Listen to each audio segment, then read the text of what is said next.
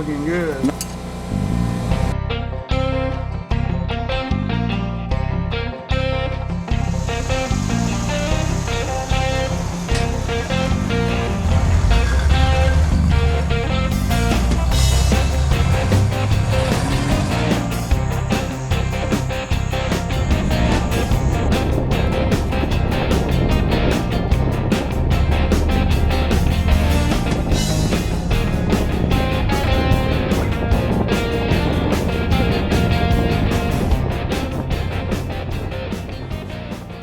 Alright everyone, welcome back to my shop. As you can see, I'm back here on the 75 Corvette and this rear end assembly that's been giving me some trouble. If you've seen my part one, you'll see where I detected a sound, a clicking sound, from what I thought was the right rear. Ended up being the left rear is where it was really clicking, and so I've been taking stuff apart. Now I've got it pretty much disassembled now, down to what we call parade rest. But I got to give you some full warning on this. This probably, as far as entertainment goes, this probably ain't going to be very entertaining. I'm gonna go ahead and post it anyway. But it was a real challenge to get these wheel assemblies off, these bearing carrier assemblies off. And I ended up having to make some more sacrificial parts, so I've got to buy more parts for this dadgum thing. But a couple of the special tools that I purchased, out of the three, only one really worked. The other two didn't work, so I ended up having to cut stuff out. And I'm still having to get a bearing off a spindle. So we may cover that, or it may be in another episode. But anyway, so stay tuned while we carry on with this 75 Corvette. And man, oh man, if you ever want to tackle something like this, pay somebody.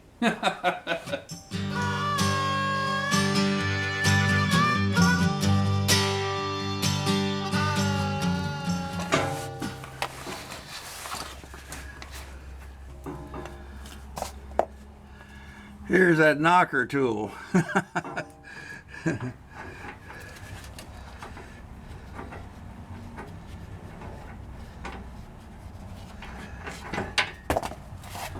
And of course he does not want a thread on.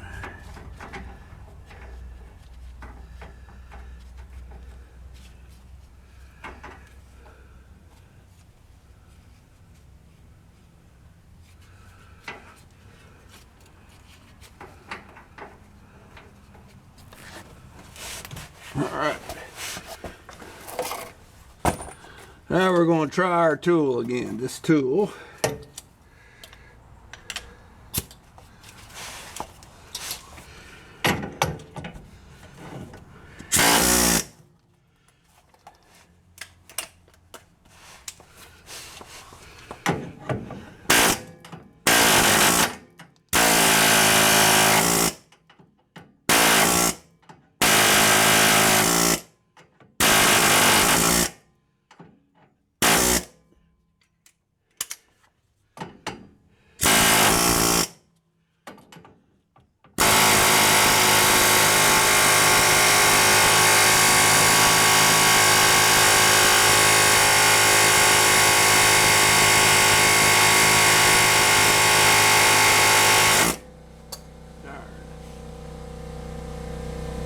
this ain't gonna do it.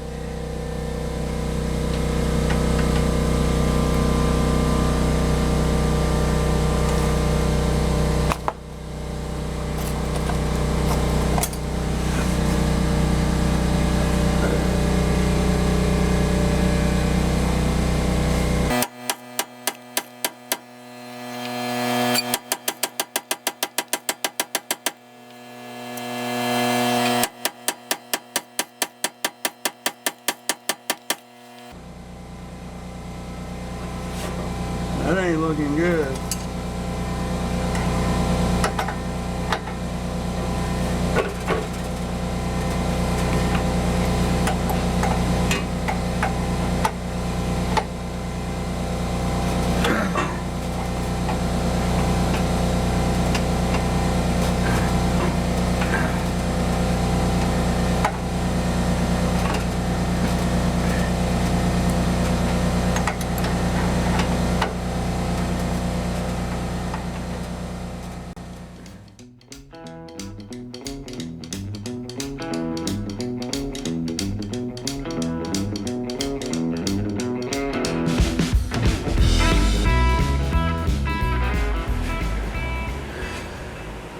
boys and girls, all these cheat tools that I listened to on the internet did not work except for this one. The lower shock bracket, well, I had to cut him out, both sides. They would not knock out. It mushroomed the knocker tool. And it also ruined the threads on the dadgum lower shock mount. So I cut them out. Now what I'm going to have to do is I'm going to have to pull the lower, I think they're called control arms. They set the actual, the alignment on the rear. I guess it's the caster or camber, one of the two. Well, I'm going to have to remove them to press out the piece in it, or I'm going to have to replace them too. So it looks like this continually escalates. Anyway, I would have showed cutting them out, but you take a 4-inch cutting wheel, and after going through 3, there we go. That's what you cut them out with, both sides, on either side of the lower strut arm, and then you can get this whole hub assembly out.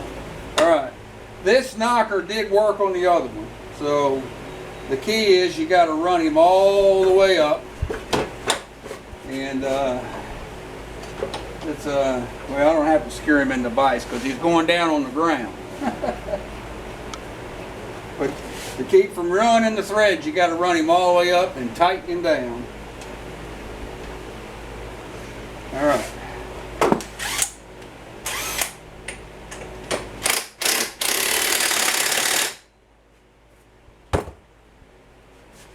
So the knocker's on. We'll go over here and we're going to knock the spindle out of these bearings.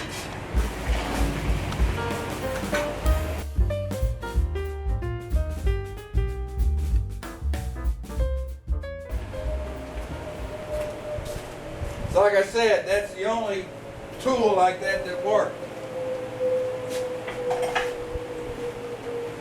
Got my sledge. Took 13 whacks to get the other one out.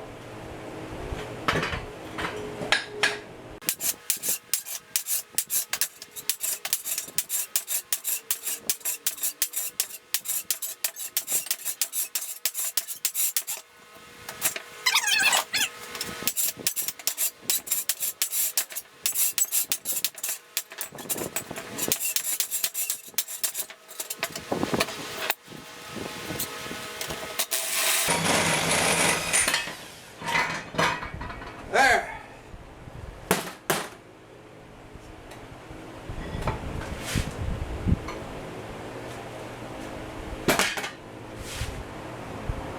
Now the fun part is going to be getting that lower bushing off. I may have to cut it off.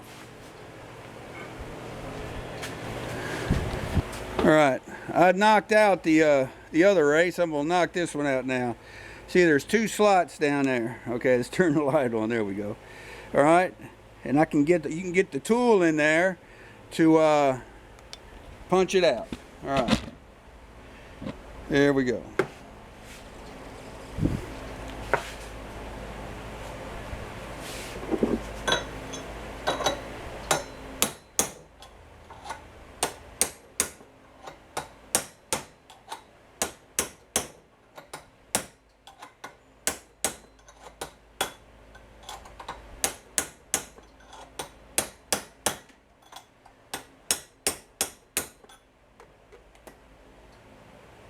Just about there.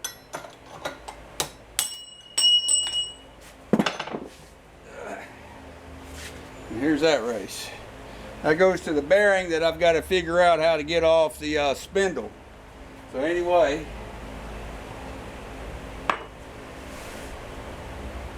we'll clean him up a little bit. This was the right side, and the grease, there's barely any grease in it, so it was a different kind of grease that was in the left side. It makes me think that they may have did some work to one side and not the other. It's hard to say. really hard to say. Yeah.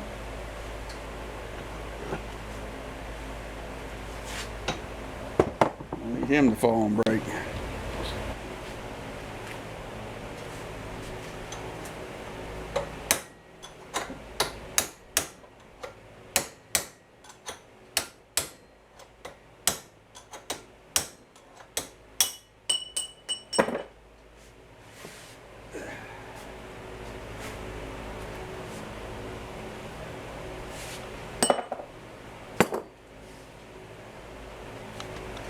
Now we're cleaning them up.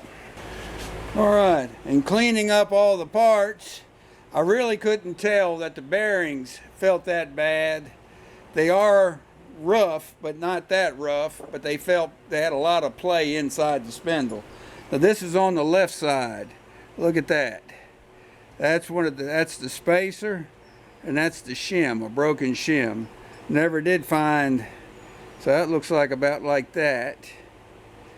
So I'm going to investigate to see if the bearing shows any damage like that, but that was on the left side. All right. I'll take this opportunity to replace a couple of these studs too.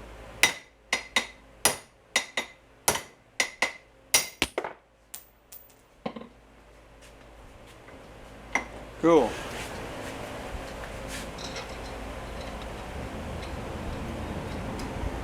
We'll draw it in.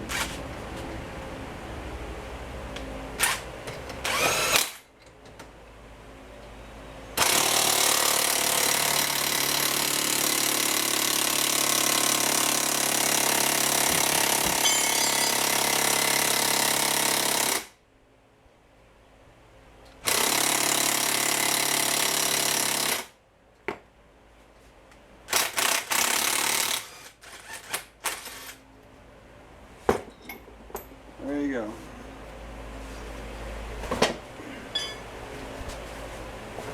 Wanted to do that while I was thinking about it.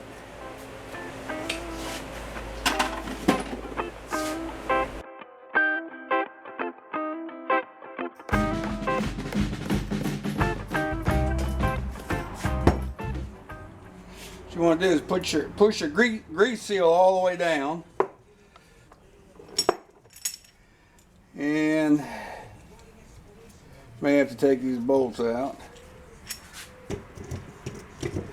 Yeah.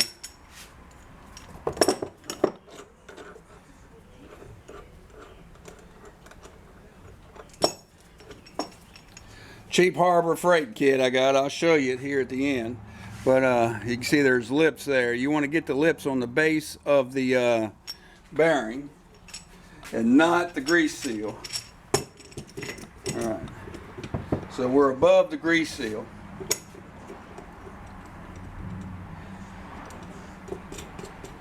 There's a lot of slick tricks I saw on the World Wide Web on how to do this, how to get these bearings off. Not these particular bearings, but bearings on other spindles and shafts, and heat easily got them off. What I want to do is make sure I'm not digging into the spindle. All right. So we're just barely going to crank these tight.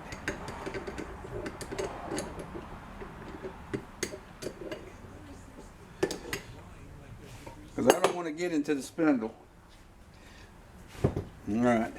Now this is just barely long enough. This is my old universal puller from a long time ago, and I got it at the furthest holes and I'm taking this all the way that it'll go, and it's just barely enough. Let me go put a nut on that. Turn that off.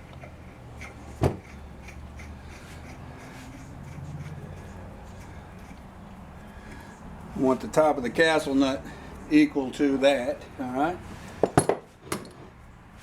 See how we looking? Yeah. Okay.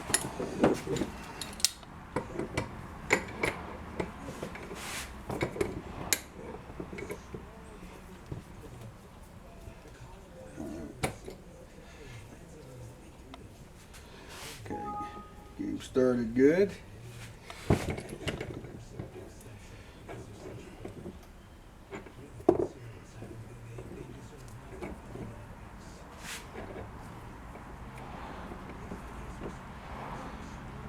Make sure you're centered on the spindle. All right. What did I do with my wrench?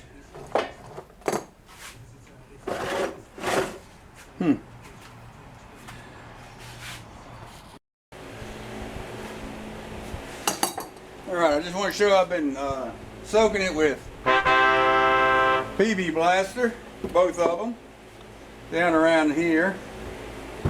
Alright, I just find it easier to do it this way.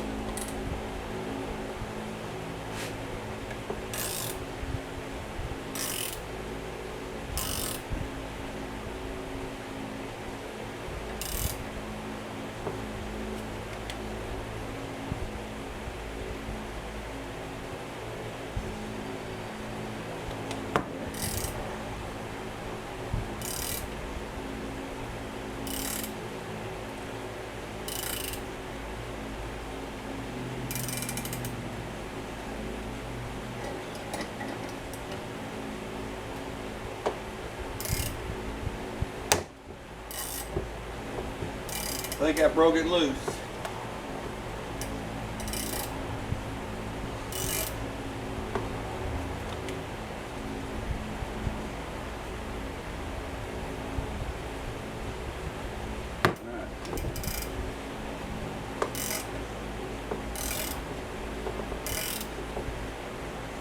Yeah, it's coming.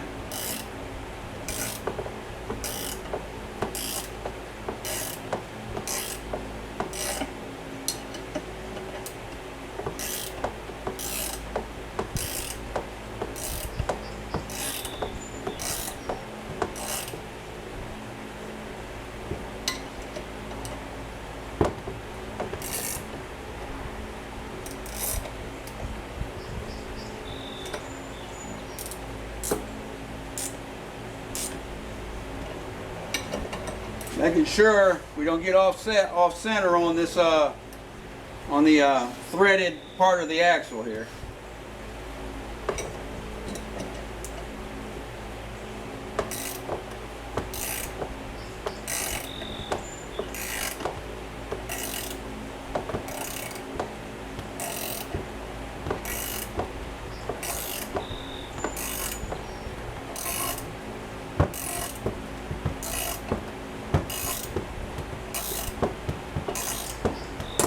Yeah. I noticed when I looked over after the bearing popped off that the camera wasn't on. It stopped recording. So anyway, what I wanted to show was this is hand. You can start this by hand on the threads and run it all the way down by hand. So it didn't do any damage to the spindle threads, which is very important. One thing I want to show you on the spindle anyway, you see right here, there's you see it's got a hole right there in the middle anyway. So it kind of helps pilot the puller, which is right here. So I bought this kit. Here, I'll show you. This cheap Harbor Freight kit. Get that battery over there. All right. This got several pieces to it, and actually this probably wasn't big enough. They make a bigger one. If I had the bigger one, I could have used my press over there, but this was around it. I'd had no way of getting to hold it on the press, so that's why I had to use the puller there, which worked fine. So anyway, you know, I bought this tool just for this specific job, and it did it. So now I'm going 2 for 4. I got 2 tools I bought just for this job that worked and 2 that didn't. So anyway, there we go. All right, this is the puller I used. It's got the 3 holes. where you could change sizes, you know, how deep it'll go, and that's as deep as it's going to pull, which in this case was just barely enough. So pull him out, and you can place these in different holes, okay? But it's, believe it or not, it's an old Craftsman. I've probably had this tool 40 years, and I don't use it a whole lot, but like in this case, man oh man, when you need it, you need it. It's a shame though, because I got that press over there that I just didn't have the correct bearing separator, I think is what that particular tool is called. Didn't have the correct size to work with the press. But that's a tool I'll add. But the way parts are running, you know, continually running up on this one project, I won't be buying any tools unless I absolutely need to for a while. Anyway, I'm gonna try to clean it up a little bit with some memory cloth here.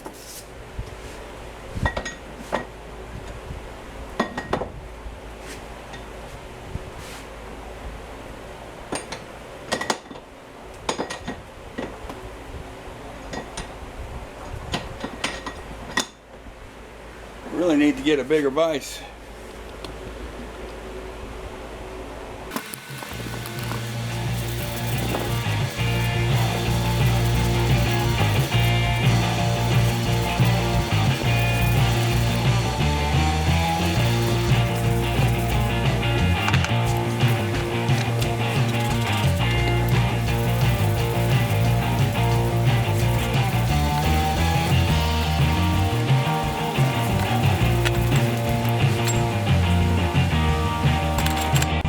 Based on the markings I'm seeing on here, these aren't the original bearings.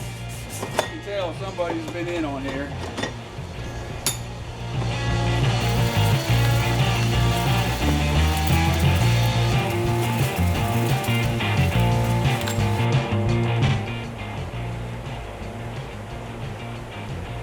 Yeah, there's some gouges and such, but not enough to keep them from being reused.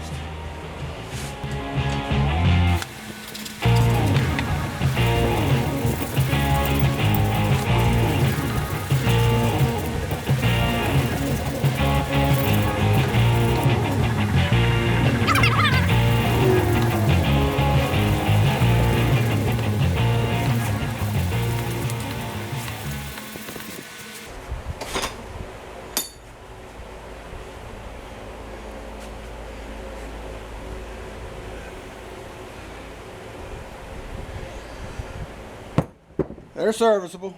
All right. All right. I believe that's going to take care of the disassembly of this project I'm on. With getting these outer bearings off, I was kind of sweating them. I can now start thinking about setting up the new bearings and on the setup tool that I ordered, and then putting it all together with another tool that's supposed to put this all together inside the bearing house. So we'll see how that works. Oh me, you know, I'm batting, what am I batting? 50% on my special tools. 2 worked, 2 didn't. So anyway, so we'll see. Of course now, you know, it's on the internet, got to do, right? Right. So anyway, I know a lot of people may be saying that knows vets that I ought to be thinking about changing out those strut rods that I had to cut the lower shock mount out of, and I also should think about replacing the bushing on the trailing arm. Well, from what I can tell, the bushing and the trailing arms are good. Somebody has been inside here before, I can tell by, unless they scratched up these surfaces at the factory, you know, installing those bearings. I'm gonna guess these aren't the original bearings. So somebody's been in here before, and I know they've repacked them before because I had different grease in both spindles. Maybe they only did one side. I don't know. Yeah, that's the problem with something old and been around a while. You just don't know the full history, especially if you're not the original owner. But the spindles look good, sir. Everything is serviceable except for the $50 parts, 2 each, that I had to sacrifice in order to get these off and apart. And that's these lower shock mounts. Yeah, you can tell. I tried beating them out with the air hammer and that sledgehammer.